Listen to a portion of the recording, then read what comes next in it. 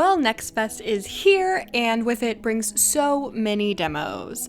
Now, I am juggling a full-time job alongside my hobby of content creation, so I obviously couldn't hit every single demo that looked amazing, but I was able to put together a list of about 12 that I think you guys should check out if they, meet your standards for the type of game. So the first game that I played, and all of these are just going to be in the chronological order of when I played them. It has nothing to do with how good they are on where they are on the list, none of that.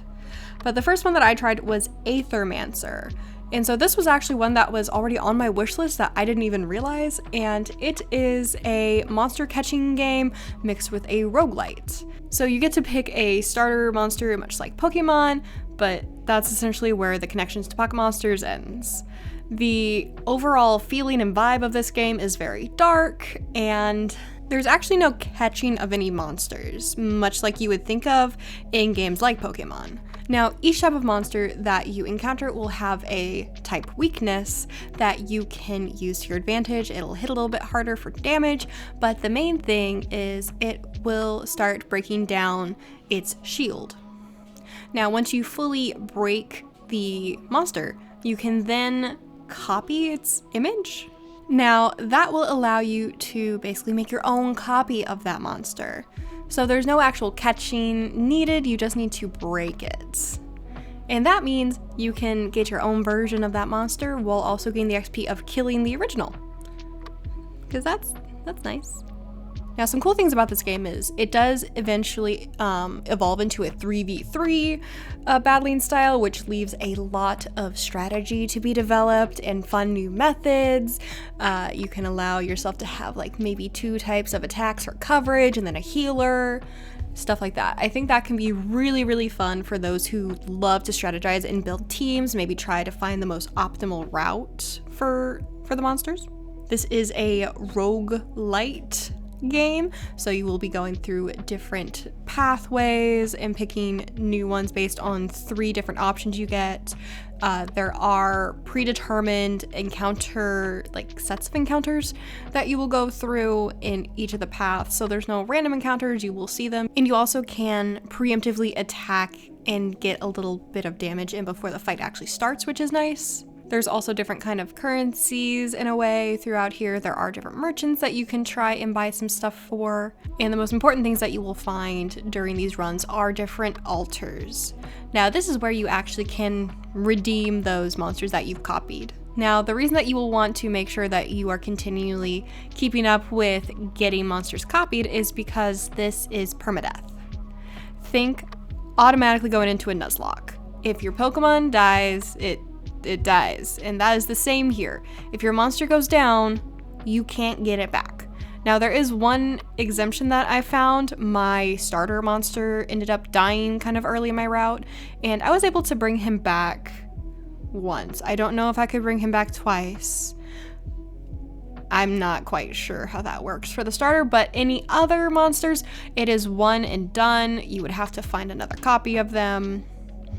So beware, that also adds more strategy and a bit of stress because altars are few and far between, so you really have to think your way through these fights. Now, the second game that I checked out was this game called Brew, and it is a very cute, I have my phone down here for now. Now, Brew is a very cute, it's another roguelike. I found a lot of roguelike games unintentionally in this Next Fest. Basically, you are going to this new academy, and this academy has like a battle tower type thing, and you go through each room. It locks you into the room, and you have to defeat all of the enemies there. They give you drops, and you can use those drops to level some things up. There are some permanent upgrades, which makes it a roguelite, and there is also a ability upgrade in each room when you finish it. So there are many rooms, and once you do enough of them, you will get into a boss fight, and you have to beat the boss fight in order to get a passing grade in the class, because remember, this is an academy, and that is how you're able to move on. Now, there is a huge town in the starting area before you go into the actual fighting part, so I'm sure that there will be a bunch of things to do in the city in the full release of the game. But so far, the only thing that I really noticed in the demo that it lets you do is before I went in for my second attempt at a run.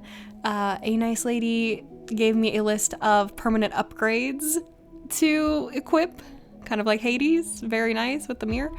I really like those. I prefer roguelites because I can just eventually get further because skill issue. So it was nice and cute, and it was, I don't want to say slow, but slower than something like Hades. And so I think that it allows people who aren't super skilled and have super fast reaction time to play it and have a good time. So my next one is called Tempest Tower. It is a very adorable, I will say I downloaded a lot of these due to the art style really catching my attention, and this was definitely one of them. And Tempest Tower is a tower defense game, and you have to go through with your trusty broom and some currency, set up different stations near these plants that will suck up the souls of the dead. So once you have your defenses set up, you turn on the tower, which produces a bunch of electricity as it's charging, and you basically have to keep swarms of enemies that are attracted to that electricity away from the tower while it charges up. So that has nothing to do with defending the amount of waves. It has fully to do with defend the tower for a set amount of time. You don't quite know the amount of time, but you can see the tower charging up in the upper corner of your game, and also you can see the health bar. Now, I did mention your trusty broom. There are a few things that you can do if these little creatures that you are trying to murder escape your weaponry. Now, you can brush them away. And that's basically it.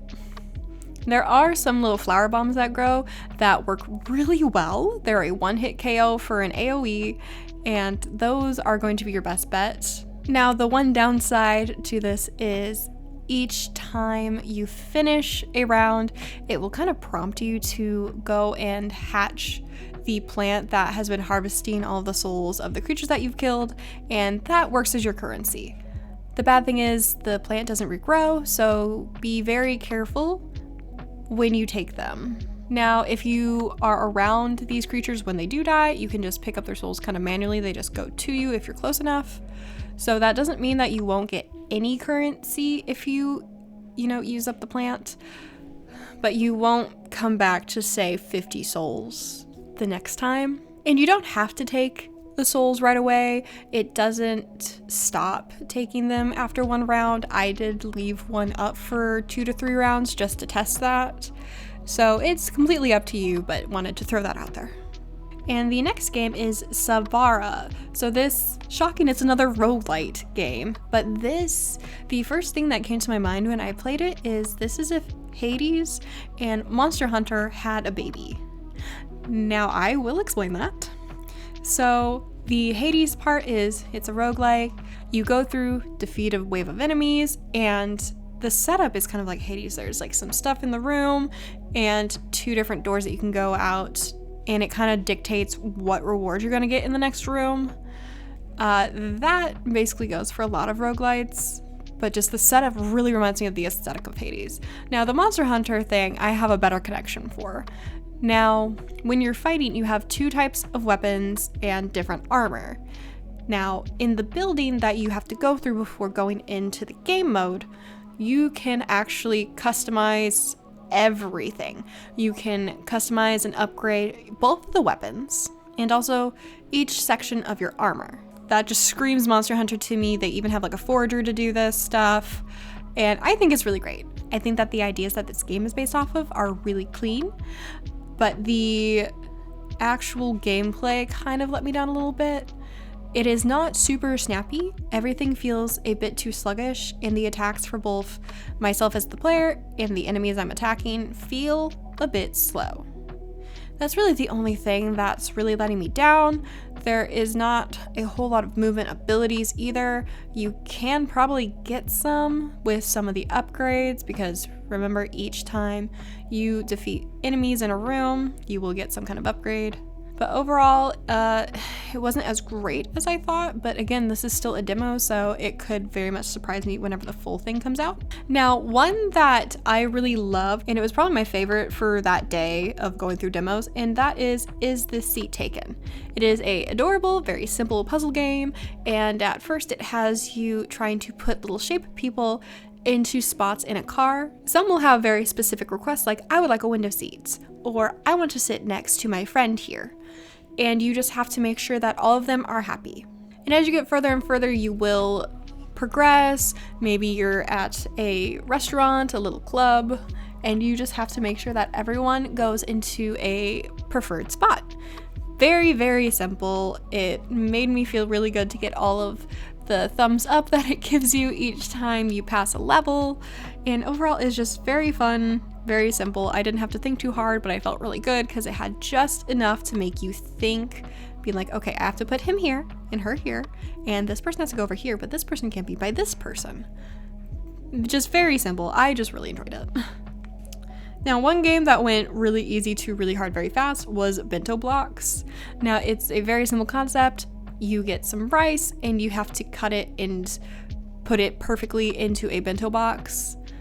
And the bento box obviously will change shapes and you have to adapt to that. And you have little slicers to cut up the rice balls. And the first page of puzzles was actually quite simple. I got through them pretty fast and felt pretty good about it.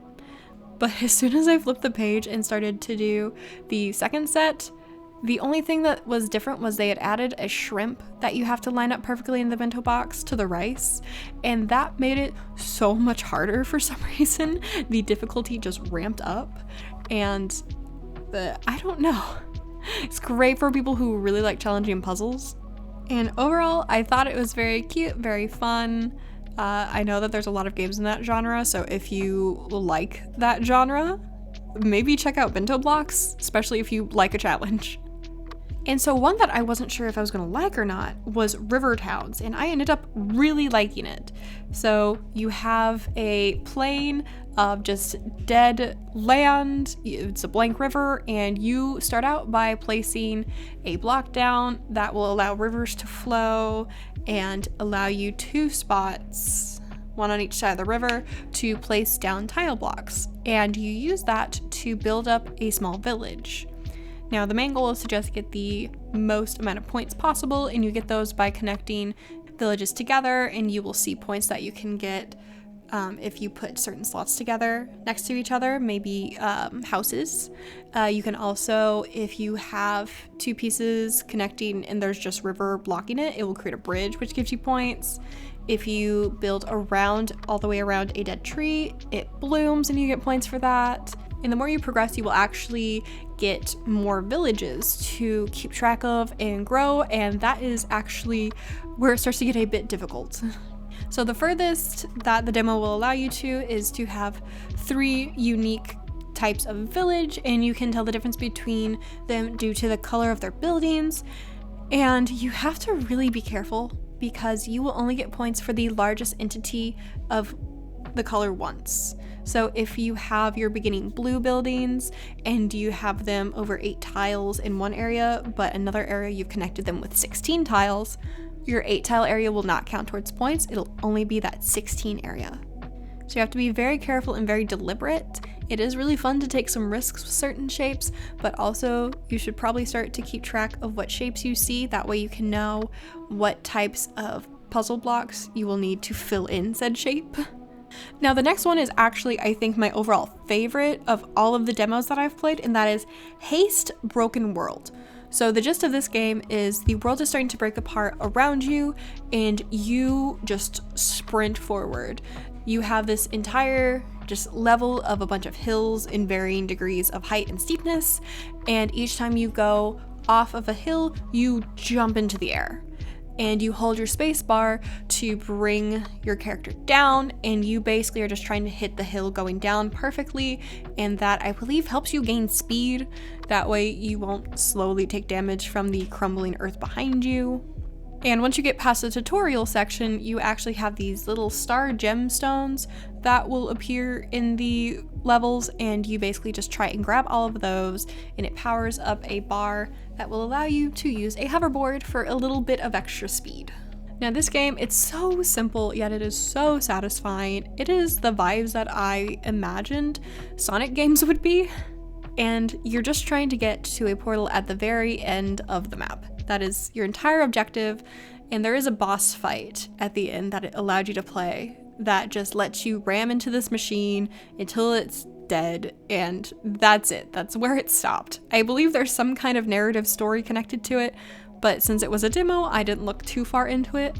But HASTE Broken World was so much fun. I was actually so sad when it gave me the ending, "You've completed the demo, thank you," message from the characters. And I actually am going to throw this guy on my wish list and keep an eye on it because it was so much fun. Now my next one is Ruffy and the Riverside. So this has the aesthetic of like a Paper Mario game. All of the characters are made of 2D paper and the entire world around them is a 3D model. Now it does have kind of the Mario 64 vibes of you're going through this door and you're trying to get stars. It doesn't kick you out whenever you get one though, so the world's gonna stay pretty static each time you go in it. But you can try and find all the stars, and you will also need to find stars in the overworld in order to progress, because you're not gonna be able to progress once you just finish the first room. Now, I actually could not find any of these stars in the overworld, and I'm very confused. It was very fun. I played it with a controller, highly recommend. And I couldn't really get too far in the demo due to I couldn't find any more stars to unlock more doors. Now this game does seem quite big. There is like common ground areas outside of these doors that you can go around and explore that you're supposed to find these stars. It seems pretty big. Now, the area that I explored in the demo seemed pretty big, and there was also that wall that said, demo only. I couldn't go to it because it wasn't the full game. I don't know how big this place is gonna be, but it seemed kind of massive. So I'm sure that there's going to be a lot of stuff in this game, and it is very much a 3D collectathon. I love those games, and so I'm definitely going to be looking forward to more of Ruffy. Now here's where I follow up with a second 3D collectible platformer game, and that is Rabbiman Adventures. I had never heard of this game before, and I saw it. It looked super cute. That is the theme of this collection of 12 games. It looked really cute. And it basically allows you to control this child with a little hat that you can throw to defeat your enemies. And one thing that I wasn't using nearly enough is if you throw the hat and click the button again, you zoom to where the hat is. Very, very cool. But it is yet again another collectible. Go through, collect all the coins that you can use in exchange for other things.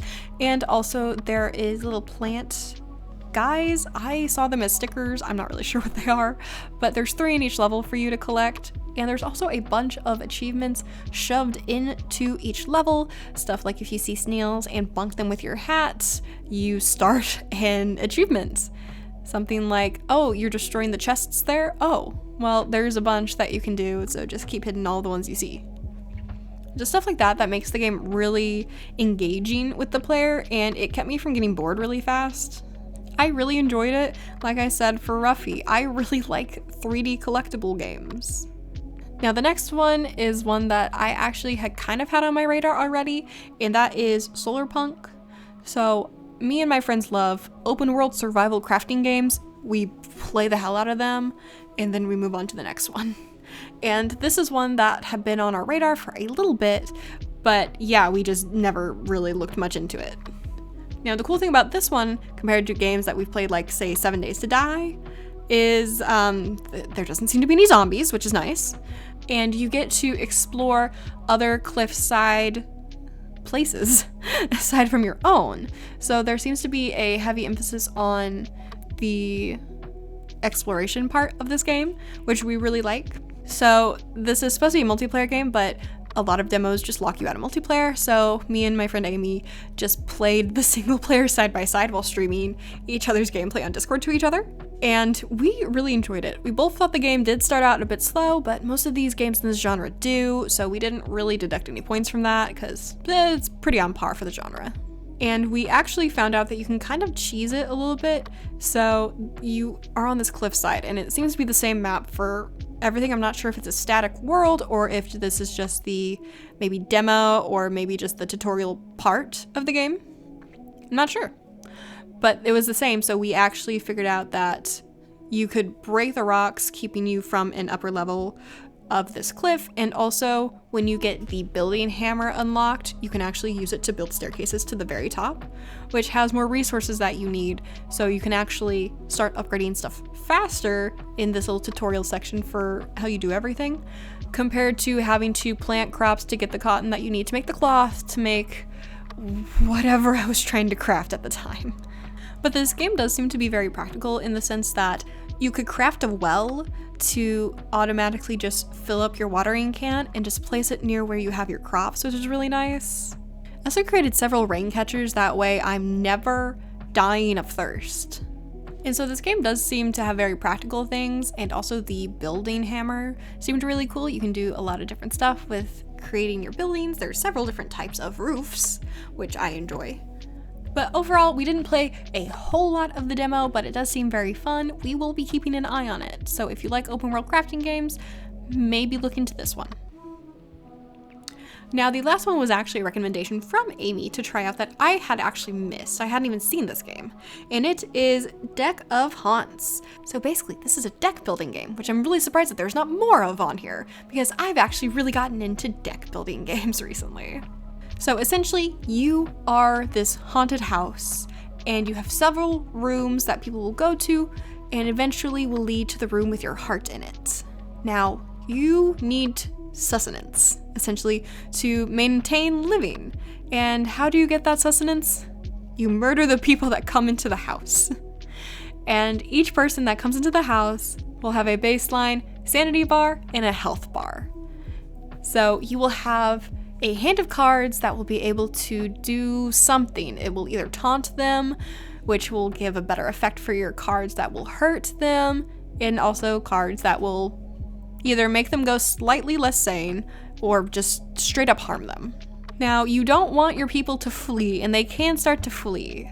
So make sure to kill them before they run out of the house or before they reach the heart room. Now, if this seems kind of hard with the limited, I believe, 4 rooms before you get to the heart, you can actually add more rooms in between rounds. Now, each time you kill someone, you get some points. Some of those points go to maintaining the heart directly. That is, I think it's 10. And then you can also add rooms, but those do take some sustenance to maintain those as well. I think about 10 to 15. And all of that happens in between rounds, where you can also buy other cards. So overall, this game seems super fun, and I really think that if there's more stuff in the full game that they were keeping out of the demo, this game could be super, super fun, because there's stuff like stonemasons that will come in that will just beeline for the heart room. So you really got to focus on them compared to just some random Joe Smith that comes in, that you can kind of take your time because they're going to wander through all of the rooms that you've connected. So overall, this game is really fun. And I kind of want to see what they do with the full release. Well, that is all 12 games that I checked out the demo for that I thought were worthy enough to be in this video. The only games that were not were like 2 that just really I couldn't. I couldn't play more than like 5 minutes of the demo. Very sorry, games. But yes, I really liked all these games, and aside from having a bunch of roguelikes that I didn't even realize until I was putting them all together for this video, yeah, I thought that I had a decent variety. But let me know in the comments below, what were some of your favorite games from Steam Next Fest that you found? Did you play any of the ones that I mentioned? I didn't see a whole lot of people talking about a bunch of these, so I'm hoping that I'm giving you new ones that aren't just being spammed in everyone's demos to play video.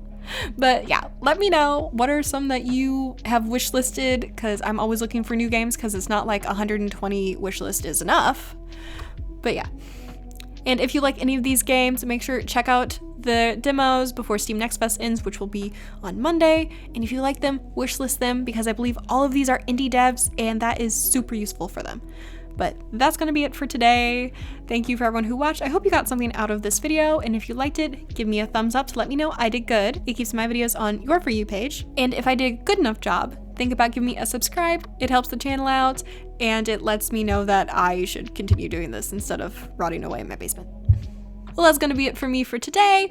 Thank you once again, everyone who showed up. I hope you had fun, and I hope to see you again in a future video. Bye, guys!